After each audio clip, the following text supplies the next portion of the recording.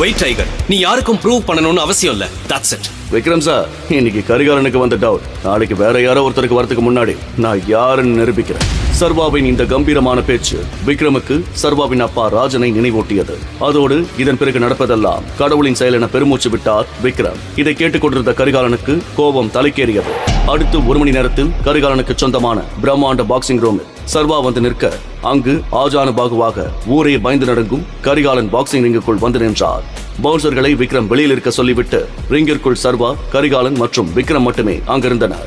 ஏய் சர்வா, நல்லா யோசிச்சுக்கோ. இது வரைக்கும் இந்த ரிங்ல நான் தோத்ததே இல்ல.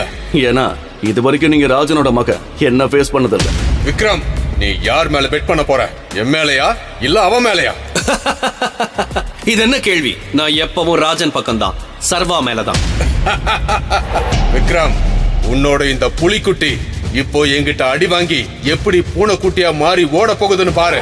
பாக்ஸிங் ரிங்கிற்குள் கரிகாலனை தலை முதல் கால் வரை பார்த்துவிட்டு இவர் கூட சண்டை போடுறது கஷ்டம்தான் போலையே என்று சர்வா யோசிக்க, பாக்ஸிங் பெல் அடித்து சண்டை தோங்கி வைக்கப்பட்டது. சட்டென கரிகாலன் தனது முதல் அடியை டமார் என்று சர்வாவின் தலையில் அடிக்க சர்வாவுக்கு தலை சுற்றியது. அந்த மயக்கத்தில் டைகர், உன்னோட கடைசி மூச்சு வர சண்டை விட்டுடா என்று சிறுவயதில் அவனது அப்பா ராஜனின் வார்த்தைகள் எதிரொலித்தன. விக்ரம், இவனா நம்மள வழி நடத்த போறான். நான் தான் சொன்னேன்ல, எவனோ ரோட்ல போறவன் நான் தான் டைகர்னு சொல்லிட்டு வந்தா அதை நம்புறதுக்கு நான் என்ன முட்டாளா? கமான். அடுத்து கரிகாலன் சர்வாவின் முகத்தில் குத்த, அதில் சுதாரித்துக் கொண்டு சர்வா தப்பித்து முறைத்து நின்றான். அடுத்து கரிகாலன் அடிக்க வர சர்வா அதை லாவகமாக எதிர்கொண்டு பதிலுக்கு கரிகாலன் முகத்தில் ஒரு குத்து விட்டான். அதை பார்த்து விக்ரம் ஆச்சரியமானார். அடுத்து சர்வாவின் ஒவ்வொரு அசைவும் விக்ரம் மற்றும் கரிகாலனுக்கு சர்வாவின் தந்தை ராஜனை நினைவூட்டின. அப்பொழுது விக்ரம், கரிகாலா, சர்வா கிட்ட அடி வாங்காம இந்த சண்டையில தோத்துட்டேன்னு ஒத்துக்கோ. இதை நான் யார்கிட்டயும் சொல்ல மாட்டேன். விக்ரமின் பேச்சு கரிகாலனுக்கு எரிச்சல் ஊட்ட வெறியில் மீண்டும் சர்வாவை அடிக்க போனார். ஆனால் கரிகாலனின் அடியை சர்வா லாவகமாக எதிர்கொண்டு அவருடைய வயிற்றில் குத்த கரிகாலன் கதிகலங்கி போனார். மேலும் அடுத்த சில வினாடிகளில் சர்வாவின் லெப்ட் ரைட் என விரல வைக்கும் அடியால் கரிகாலன் கீழே நிலை தடுமாறி விழுந்தார். அதன் பின் சர்வா கெத்தாக நிற்க கரிகாலன் எழ முடியாமல் தடுமாறினார். அப்பொழுது விக்ரமை பார்த்து கரிகாலன், விக்ரம், உனக்கு இப்ப சந்தோஷமா இருக்குமே? ஏய் சர்வா, நீ யாருக்கிட்ட கத்துக்கிட்ட? எங்க வாதியார்கிட்ட தான். சரி, என் கூட இன்னைக்கு நீ பார்ட்டி பண்ற. மொத்த செலவும் என்னோடது. கரிகாலா, இப்படி எல்லாம் கேட்க கூடாது. டைகர் சார் என் கூட பார்ட்டி பண்றீங்களான்னு மரியாதையா கேட்கணும். டைகர் சார் என் கூட பார்ட்டி பண்றீங்களா? ஓகேவா விக்ரம்? ரைட். சொல்லு விதிகா. சர்வா, என்னோட பேரண்ட்ஸ் ஊர்ல இருந்து வந்துட்டாங்க. அவங்களுக்கு எல்லா விஷயமும் தெரிஞ்சிருச்சு. உன்னை பார்க்கணும்னு சொல்றாங்க. எங்க இருந்தாலும் கிளம்பி வீட்டுக்கு வா. இப்பவே வா. அதுக்கு எதுக்கு நீ ஷாக் ஆகுற? நீ பண்ணதுக்கு அனுபவி. சார், என் மாமனார் மாமியார பார்க்க போறேன். என்னால உங்க கூட இன்னைக்கு ஜாயின் பண்ணிக்க முடியாது. சர்வா, உனக்கு கல்யாணம் ஆயிடுச்சா? இத பத்தி நீ சொல்லவே இல்லையே. அது ஒரு பெரிய கதை. நான் இன்னொரு நாள் சொல்றேன் கரிகாலன். டைகர், எல்லாம் ஓகே தானே? அப்போ சூர்யா கிட்ட நீ வந்துட்டேன்னு சொல்லிடுறேன். இப்போதைக்கு சர்வா திரும்ப வந்துட்டாருன்னு சொல்ல வேண்டாம். சூர்யா எப்பவும் போல பண்றத பண்ணட்டும். ஓகே, நான் கிளம்புறேன். விக்ரம் சார், புது வேலை பத்தி சொல்லியிருந்தானே, ஞாபகம் இருக்குல்ல? டோன்ட் வரி, உன் வேலை முடிஞ்சிடும். இருவரிடமும் கை குலுக்கி விட்டு சர்வா கார் புக் செய்ய போக, அப்பொழுது விக்ரம் ஒரு கிஃப்ட் பாக்ஸை சர்வாவிடம் கொடுத்து, இதுல எக்ஸ்பென்சிவ் விஸ்கி இருக்கு. உன் மாமனார் கிட்ட இதை கொடு, ரொம்ப சந்தோஷப்படுவாரு. Thanks sir. நாங்க தான் தேங்க்ஸ் சொல்லணும் சர்வா. எங்க நம்பிக்கையை காப்பாத்துனதுக்கு ரொம்ப நன்றி. See. ஏய் கரிகாலா, இன்னும் ரிங்குக்குள்ளே இருக்க போறியா? வா போலாம்.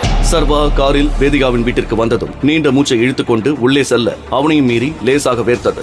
உள்ளே ஹாலில் வேதிகாவின் அம்மா அம்பிகாவும் அவளுடைய அப்பா குணசேகரனும் அமர்ந்திருக்க சர்வா அவர்களிடம், வணக்கம் ஆண்டி. ஹாய் அங்கிள், உங்களுக்காக வாங்கிட்டு வந்தேன். வாவ், எக்ஸ்பென்சிவ் கிஃப்டா இருக்கும் போல. நல்ல ஸ்மெல். நீயும் ஸ்மெல் பண்ணு. நீங்க வேற. எனக்கு என்னமோ இவன் இந்த பாட்டில திருடிட்டு வந்துட்டானோன்னு தோணுது. இவனை பார்த்தா இதெல்லாம் காசு கொடுத்து வாங்குற ஆள் மாதிரியா இருக்கா? இப்போ இதெல்லாம் கொண்டு வந்து என் குடும்பத்தோட அப்படியே ஒட்டிக்கலான்னு பாக்குறியா? நான் எதையும் திருடிட்டும் வரல. யாரையும் காக்கா பிடிக்கணும்னு அவசியமும் இல்ல. ஓ அப்படியா? அப்போ என் பொண்ணு கூட நடந்ததுக்கு பேர் என்ன? இதெல்லாம் நீ பண்றது என் பொண்ணு உன்னை நம்புவானு தானே? அன்னக்காவடியா இருக்க நீ எங்க? மகாராணி மாதிரி இருக்க என் பொண்ணு எங்க? சர்வாவின் வாழ்க்கையை புரட்டி போட்ட அந்த இரவை பற்றி சர்வா யோசிக்க ஆரம்பித்தான். யார் என்று தெரியாத வேதிகாவின் அருகில் அரைகுறை ஆடையுடன் சர்வா மாட்டிக்கொண்டான். அங்கு எப்படி வந்தான் என இப்பொழுது வரை சர்வாவுக்கு தெரியாது. இது பற்றி சொன்னால் யாரும் சர்வாவை நம்ப தயாராக இல்லை. நிர்கதியாக அவமானப்பட்டு நின்றார். வாயை திறந்து சொல்லு, எதுக்கு என் பொண்ணை ஏமாத்த பாக்குற? Ambika, cool down. சர்வா நீயும் உட்காரு. நடந்த எல்லா விஷயத்தையும் கேள்விப்பட்டோம். அன்னைக்கு என்ன நடந்துச்சுன்னு என் பொண்ணுக்கும் தெரியல, உன்கிட்ட இருந்து எந்த பதிலும் இல்ல. தப்ப சரி பண்ண முடியாது. சோ பெரியவர் முடிவு பண்ணபடி நீங்க 2 பேரும் சேர்ந்து வாழ்றதா கரெக்ட். யாருமே இல்லாத தனக்கு வேதிகா எதிர்பாராமல் கிடைத்த இந்த உறவை தக்க வைத்துக் கொள்ள வேண்டுமென முடிவெடுத்து விட்டான் சர்வா.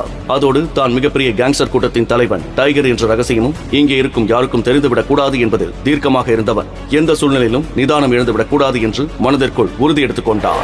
நீ என்ன வேலை பாக்குற சர்வா? நான் ஃபுட் டெலிவரி பாயா ஒர்க் பண்ணிட்டு இருந்தாங்க.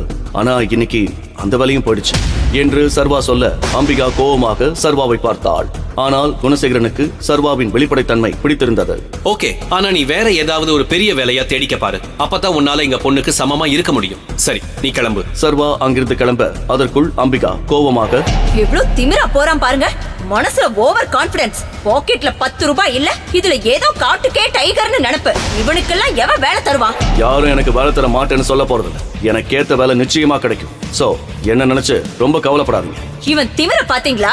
சர்வா கோபத்தை காட்டாமல் பொறுமையாக, அப்போ எனக்கு ஒரு வேலை கிடைச்சிருச்சுன்னா உங்க பொண்ணை கல்யாணம் பண்றதுக்கு தகுதியானவன்னு ஒத்துப்பீங்களா ஆண்டி? எனக்கு நம்பிக்கை இருக்கு. உங்களுக்கு? பாரு எவ்வளவு கான்பிடென்ட்டா இருக்கா. இந்த வெட்டி பேச்சு கொண்டு குறைச்சல் இல்ல. நாங்க வேலைக்கு போகணும்னு சொன்னதும் கிடைச்ச ஏதாவது ஒரு வேலைக்கு போயிடலான்னு தப்பு கணக்கு போடாத.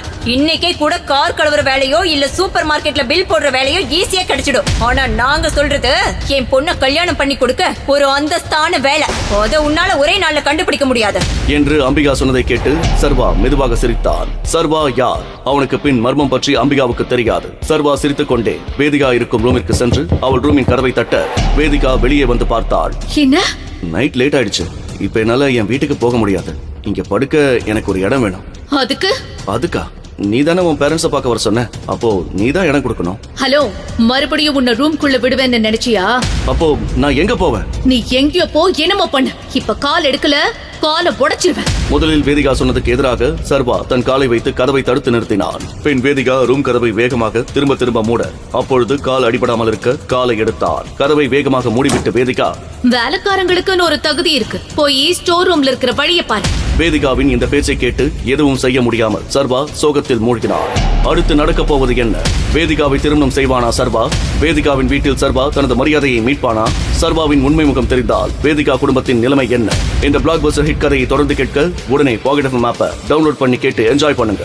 அதிரடி ட்விஸ்ட் நிறைந்த தொடர் டைகர் ரிட்டர்ன்ஸ்.